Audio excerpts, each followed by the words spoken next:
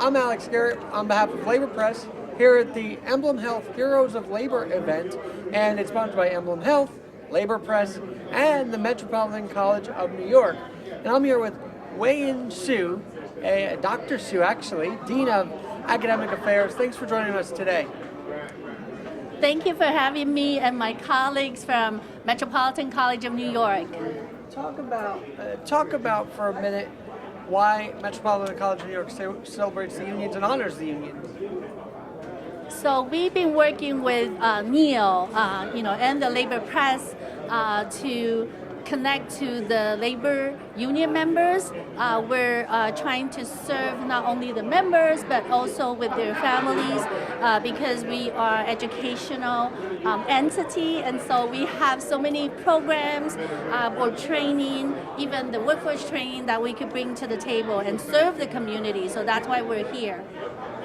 Now, I don't know if you have the average or not, but do you know the average number of students that are unionized, in fact? I don't know, but I know a lot of our students are working for the city agencies, and they're unionized, so I don't have exact number, but I know that they, work in the unionized environment. In that vein, as the MCNY Dean of Academic Affairs, does MCNY have a line towards city agencies that you just talked about to get jobs for your students?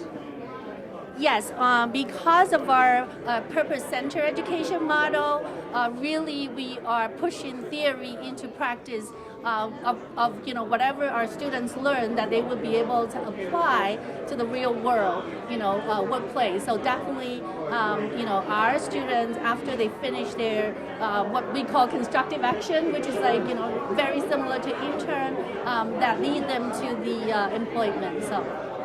And how have things been at MCNY? I mean, obviously we're 4 years since COVID. Is everything back to in person, or what's the energy like on campus nowadays? Yes, because we serve mostly underserved population, we also have a lot of adult learners. So we try to offer multiple formats. We have on-ground, we have hybrid, but we also have fully online because we know, we have to, cater to the students' needs. And in that vein, real quick, I'm sure that a lot of them may have their own families. In addition to family, their dad and mom, there might be moms and dads as well. So how do you cater to those who have kids as well? Yes, so that's why we offer fully online, so they could work at their own pace, but we also are very localized, so whenever they need to come to school, any kind of supporting services, we're there, we're here for them. And from MCNY's standpoint, the labor movement, how important is that from the MCNY standpoint and from your standpoint as well? Yes, I think it's very important, and I have been with unionized, workplace before, including prior to this was CUNY and also NYIT, and so I think it's definitely very important to have, the workers' voice. So that's why we're here to support the union members and also the, LaborPress. And you guys are a local school, but I'm sure you have an international student body, right? Yes, definitely. We have a lot of international students, and they're in the business program and project management and even healthcare, so all different kind of programs. And the million-dollar question is, if somebody's interested in MCNY after this interview, how can we get in touch with you? You could go on to, Metropolitan College of New York's website, where type in MCNY, and you'll be able to find all different kind of academic program. And I just want to share a good news. We just recently got a $3 million grant from National Science Foundation to prepare teachers, and we will pay full tuition for them. So I think this is a wonderful opportunity to share with everybody. Well, thanks for breaking news with us here on LaborPress. Thank you so much. All right, well, a very special moment here for LaborPress as we welcome once again Karen Ignani, the CEO of Emblem Health, at your Heroes of Labor Awards. Thanks for joining us today. Thank you so much for being here. We're so happy to welcome you. Talk about Emblem Health's commitment to the unions, firstly. Our commitment to the unions is long, it's deep, and it's wide. We have been partnering with labor unions for decades, and it will continue for many decades to come. because we are a union company.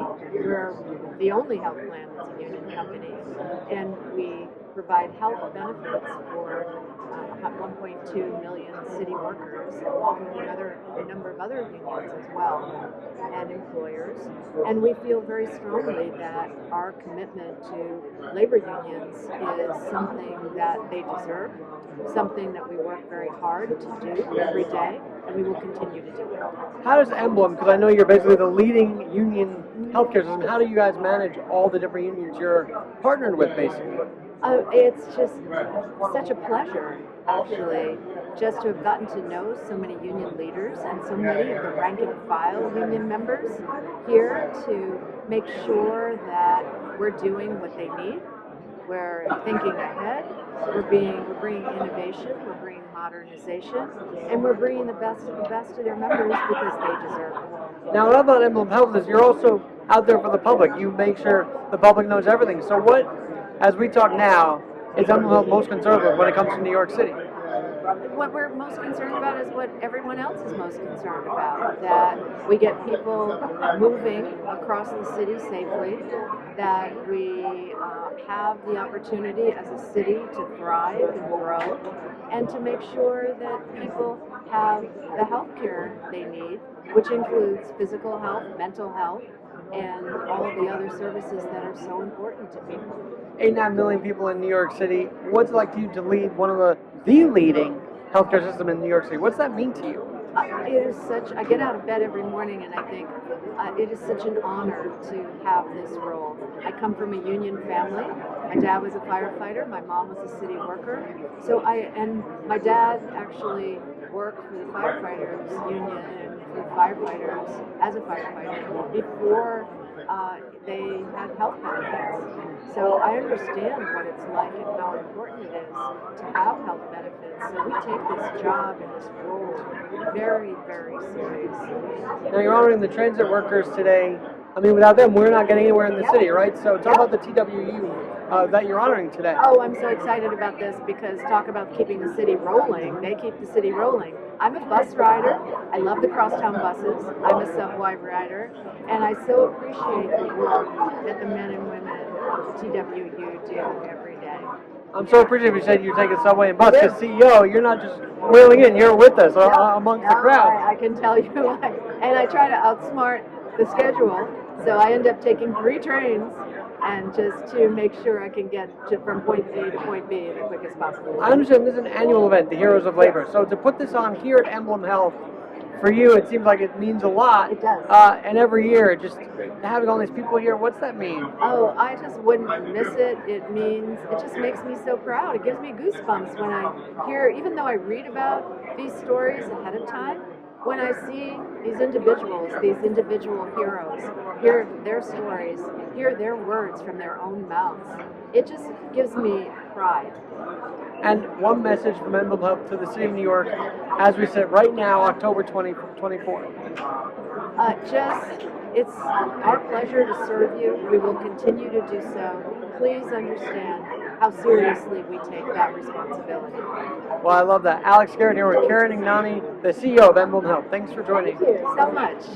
Right. I'm here with Charles Gibb, the president of MCNY, Metropolitan College of New York. Thanks for joining me. Thank you, my friend. I truly appreciate you having me here. One of the Heroes of Labor event with Emblem Health, LaborPress, and Metropolitan College of New York. What's it mean as president to sponsor this amazing event? Well, listen, we're great.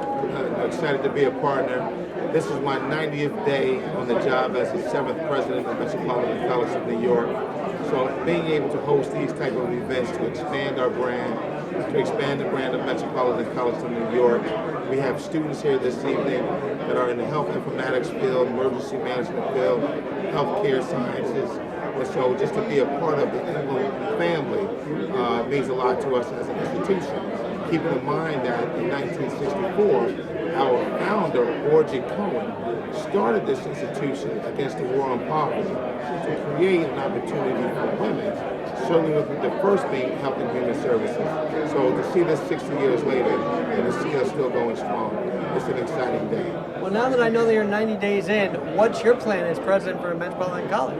Well, again, to continue to expand these collaborative partnerships, I'm a firm believer that if you want to go far, go fast. If you want to go fast, go alone. If you want to go far, go together. So these are the kind of collaborative relationships that we're trying to build right here in the heart of the city. And what other better partner than Emblem Healthcare? So my job is to continue to expand the brand, create strategic partnerships, and give our students who we serve in the 5 boroughs a great opportunity in the healthcare field. Real quick, your history with the unions, I mean, how excited are you to be part of this for the union workers as well? Well, you know what's so interesting? I wish you would have asked me this question in my sleep this morning, because my dad was a member of the union, of the Teamsters. He started his career here as a Teamster in the Garment District and ended up at ShopRite Food Warehouse. So we come from a union family, and so for me to continue this legacy and working with our unions and our laborers, if my dad was looking down on me now and saying, "Well done, son, well done." All right, for those who see the advertisement along the subways and buses, but may not know the expansiveness of MCNY, how many campuses are there? Well, we currently have 2 campuses. We currently have about 1,200 students. We are a tri-semester institution, which means we go full-time fall, spring, and summer. We have a campus in Lower Manhattan on 60 West Street, butting up against Wall Street. And then we have a South Bronx campus right there on East 149th Street. So between our 2 campuses, we are hosting at least 1,200 students a year. What's it mean to know that you're there for New Yorkers of all stripes, right? Absolutely. Well, listen, we're an apolitical institution. We believe in everybody has an opportunity to grow and increase and elevate their status in life. We serve some of the most concentrated, populated, challenged communities in the 5 boroughs of New York City. So when we can afford an opportunity for students who don't have their GED, who are trying to get their high school diploma, students that are trying to take their game to the next level in terms of management and career changes. So we're excited to support the city of New York. The city of New York has supported Metropolitan College of New York for over 60 years. I was so excited. I was at a commencement this past spring, and a lot of the folks were shouting out their unions. Does that happen at MCNY during commencement, or what? Well, absolutely. Well, listen, majority of our students belong to some sort of a union. That's one of the things that we are proud of. We're here to support. I've had a chance to meet some of my union buddies here today, and we're going to continue to support that relationship. And it sounds like you're helping continue your dad's legacy as a union guy as well. Absolutely. And let's be clear, even union guys need to advance their education. So whether it's an associate's degree or a bachelor's degree or a master's degree, we're here to be that partner of higher education. Well, I love that. Thanks so much, Charles Gibbs, for joining me. My friend, thank you very much. God bless you. God bless you. Thank you. Here we are back at the Heroes of Labor event, sponsored by Emblem Health, LaborPress, and MCNY. I'm Alex Garrett with the president of the Amalgamated Transit Union, Luis Alzade. Thanks for joining me, Luis. Thank you for having me. It's a pleasure. So for those who don't know, tell us about the ATU, the Amalgamated Transit Union. So Amalgamated Transit Union Local 1056 is one of dozens of chapters of locals around the United States. Our mother locals Amalgamated Transit Union, over 250,000 members from Canada to Texas and from California to New York. And this is on the planes, trains, automobiles, type of thing, all kinds of forms of transport, right? Yes, Amalgamated Transit deals mostly with light rail, buses, all around the United States and Canada. I understand that a lot of the workers here in New York have come under assault, basically, right? Tell us about the dangers of the job. Yeah, this is one of those jobs that a lot of folks don't really take into consideration. This is New York City. This is arguably one of the busiest and biggest transportation systems in the United States and the world. And we move 8 million people a day. My local represents the north and south part of Queens. We represent the community since 1935. Queens is very unique because we kind of shuttle folks, we feed them into the subway, and at nighttime we feed them into their homes. But yes, dealing with the public is not easy, especially in New York. I'm very proud of it. Well, yeah, we see the headlines almost every day.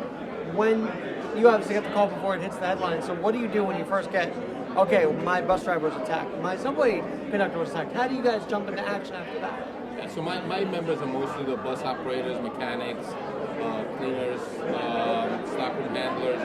So when we get the phone call, Transit Authority and us, we first thing we make sure that the member is okay. The majority of the cases can vary anywhere from a member being spat at, being threatened, or actually assaulted. We've seen a surge in shootings, especially in the southern part of Queens, in the JFK area. But for the most part, most of the cases are members that are getting spat at or they're getting physically assaulted. I understand that the NYPD actually ran a program with the fare evasion testing. Did that impact your members at all? Did that help your members at all? Absolutely. So the program is in Queens as well. It was a little difficult because we just came out of a program that came out of the state, which gave free bus service in the Q4, and now all of a sudden, we came into this program where fare evasion is the biggest thing that they're tackling.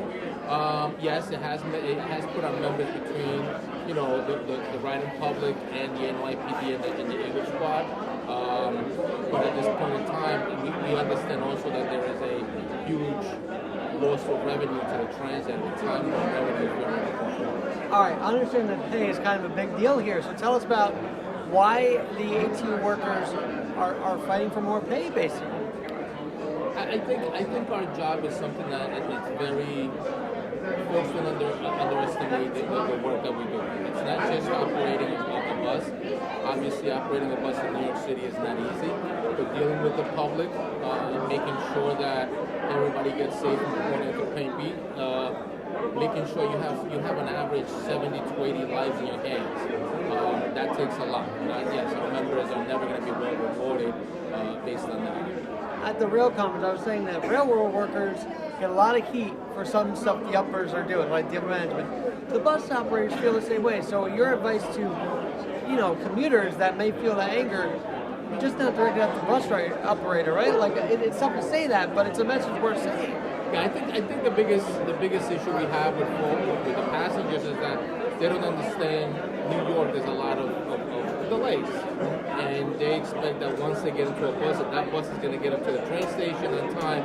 But this is New York once again. As much as the transit tries to ensure that there's no bunching of buses, it's very difficult. It is. So we do hope that the folks understand, that the passengers understand, and not take it out on our members. That's something that's very important. All right, does the ATU, because the TWU also being honored tonight, does the ATU and TWU partner up?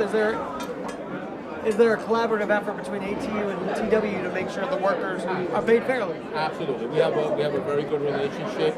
Everything from committees for sold. We talk at least on a weekly basis with President Davis. So we have a very good relationship with TWU. Who you just shook hands with, by the way. Yes. There you go. Well, thanks for joining me, Alex Garrett, at the LaborPress event, Heroes of Labor. Thank you very much for having us. It was a pleasure.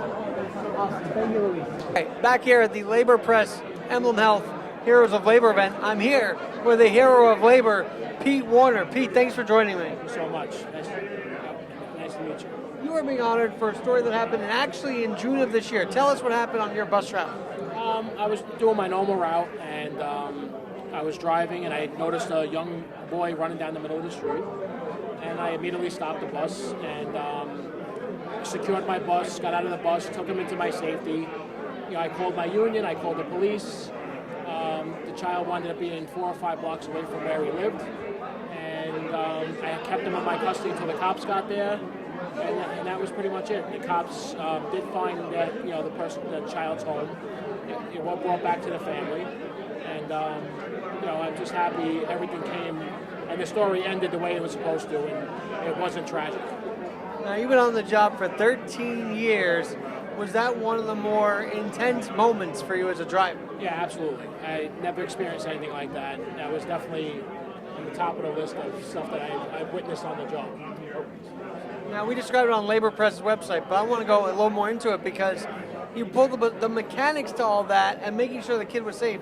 Tell us what was going on in your mind during that time. Well, being a father of two of my own, not knowing if the child was going to get home safe, me giving the child to the cops and not knowing, if the child was going to be brought home, I left my contact information with the cop to let them contact me to make sure he got home safe. And I went about my day. Now, it's not easy to pull over a bus the way you did, is it? No, we always talk about forward planning, and I forward planned the whole thing.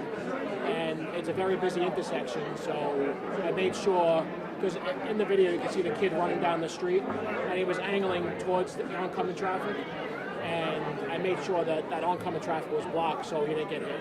All right, well, let's talk about your whole career. I mean, you just filled out a bus application 13 years ago, and it took a few years more, but here you are. Why'd you want to join the MTA, and then how did the union process start for you? Oh, my father was an MTA worker for over 30 years, and my parents always told me, take the city jobs, city jobs are the best jobs you can have, and they are. The benefits are great, we have an amazing union, and I'm proud to be part of 726. Tell us about 726, and when you call your union about that, they're very responsive, obviously. What's that mean to have the union backing you like that? I mean, it was one phone call, the phone rang once, and they immediately answered my phone call, told me exactly what to do, and it's helped the situation out a lot quicker. Now, you got your union buddies out here with you, so they're obviously so proud of you. How close-knit is your union? What's that? How close-knit is your union? Like how tight and how... Very tight. Very tight. No matter what, they have our backs, no matter what it is. Any situation, they're a phone call away, and they're on top of all their workers. It's 2,000 drivers in Staten Island, and you got 5 main guys running it, and everything is always taken care of immediately and without any issues. Now, you're based in Staten Island. Have you ever run the city routes as well, like getting through New York and whatnot? Yeah, I do. I like the city routes. I'm not a big fan of traffic. So I stick to local just because of my kids and the hours that I have to work. And it's easy to do local due to the hours that I need to pick up my kids from school and stuff like that. I feel like you and the honorees here today are a reason why union should be honored more. Even in the media, I feel like there's always a division there. So how important is it that LaborPress get the message out that you union guys deserve the recognition like this? See, I feel like the MTA gets looked past a lot with our job. We deal with a lot of stuff. We're always being put down on social media and stuff like that, and I feel like we're not recognized as much as we should be. And here you are being recognized. So the $1 million question is, what's it like to be a hero of labor today? I mean, it just feels like any other day. I mean, I don't feel like I'm a hero. I just feel like You just did your job, it feels I like. feel like I did the right thing. Especially, like I said, having kids of my own. I felt like I did what I was supposed to do.